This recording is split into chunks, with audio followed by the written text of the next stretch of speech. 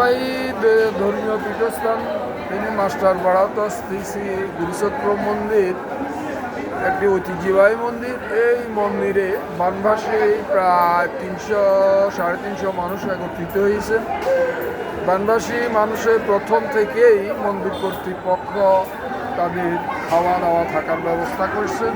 পরবর্তী পর্যায়ে বিভিন্ন দাতা সংস্থাগুলো এসে এই সাহায্যের হাত বাড়িয়ে দেওয়াতে মন্দিরের সুন্দরভাবে এই অনুষ্ঠানগুলো চলছিল।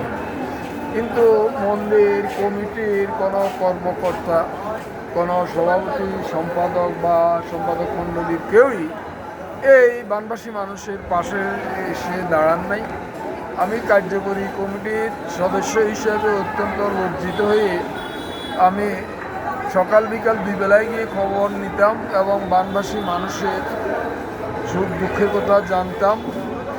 এক পর্যায়ে গতকালকে জানতে পারলাম যে সেখানে কার্যকরী কমিটির যুগ্ম সম্পাদক বলরাম শাহ এবং তার কয়েকজন ফলোয়ার এসে বানভাসী মানুষের যেই রান্না হতো এই রান্নার কাজটা আজকের দুপুর থেকে তারা নাকি বন্ধ করে দিয়েছে, কাউকে কিছু না জানি, কমিটির কার সাথে কোনো আলাপ আলোচনা না করে এবং বানভাসী মানুষদেরকে না জানিয়ে তারা এই সিদ্ধান্তটা নিয়েছেন।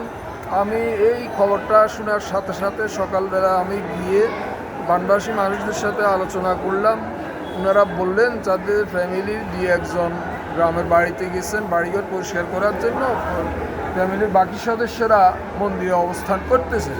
আমি তৎক্ষণাৎ কালীবাড়ির আমাদের ঐক্য পরিষদের সাধারণ সম্পাদক বাবু লিটন শাহর সাথে যোগাযোগ করে আমি এই বানভাসী 200-250 মানুষের খাবারের তৎক্ষণাৎ আয়োজন করি এবং প্রয়োজনীয় আনুষঙ্গিক জিনিসগুলো আমরা সংগ্রহ করে রান্নার আয়োজন করি। ইতিমধ্যেই আমরা শ্রী কবিলধাম থেকে সাহায্য দেওয়ার জন্য ট্রাস্টি বোর্ডের সদস্যরা এসেছিল, তাদের সাথে আমি এবং আমাদের ঐক্য পরিষদের সভাপতি বাবু সুখদেবনাথ তপন সহ আমরা এই সাহায্যগুলো নিয়ে বানভাসী মানুষের ফেনীস্থ 4টি মন্দিরে আমরা এই সহযোগিতাগুলো করেছিলাম। ওখান থেকে এসে আমি মন্দিরে গিয়ে বসলাম। মন্দিরে গিয়ে বসার পর বলরাম শাহ আসলেন কোথায় থেকে, সে ক্ষিপ্ত হয়ে গেল কেন তার কথা অমান্য করে বানভাসী মানুষদের জন্য আবার রান্নার আয়োজন করা হয়েছে এবং এক পর্যায়ে সে আমার উপর ক্ষিপ্ত হয়ে আক্রমণ করে। পরবর্তীতে এই উপস্থিত ভক্তবৃন্দ তাকে নিবৃত্ত করে। তা সে আমাকে এখানে আরেকটু আপনাদেরকে বলা প্রয়োজন, আমাকে সে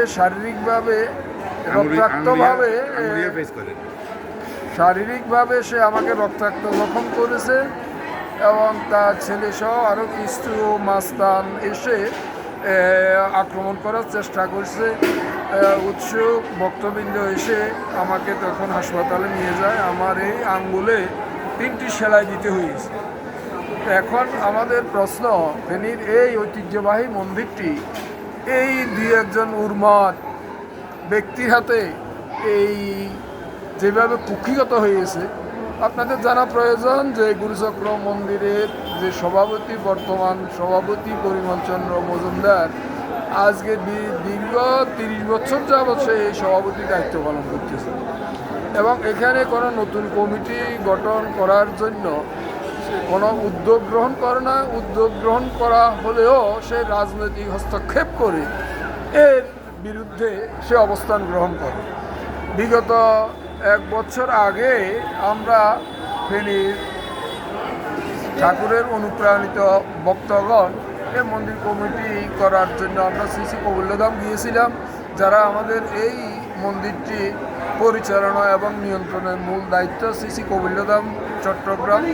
কবিলধাম থেকে আমরা একটা কমিটি নিয়ে আসার পর এই বলরাম শাহ, তারপর এই পরিমল মজুমদাররা, তারা এই ফেনী সদর উপজেলা পরিষদের চেয়ারম্যান সুশান্তশীলের শরণাপন্ন হয়ে সুশান্তশীলের মাধ্যমে আমাদেরকে এই কমিটিটা বাস্তবায়ন করতে দেয় নাই। এই অবস্থায় আমরা ফেনী গুরুচক্র মন্দিরের ভক্তবৃন্দ অনতি বিলম্বে এই মন্দিরকে এই রাহুগ্রাস থেকে মুক্ত করার জন্য আমরা আকুল আবেদন রাখি। সবাইকে ধন্যবাদ।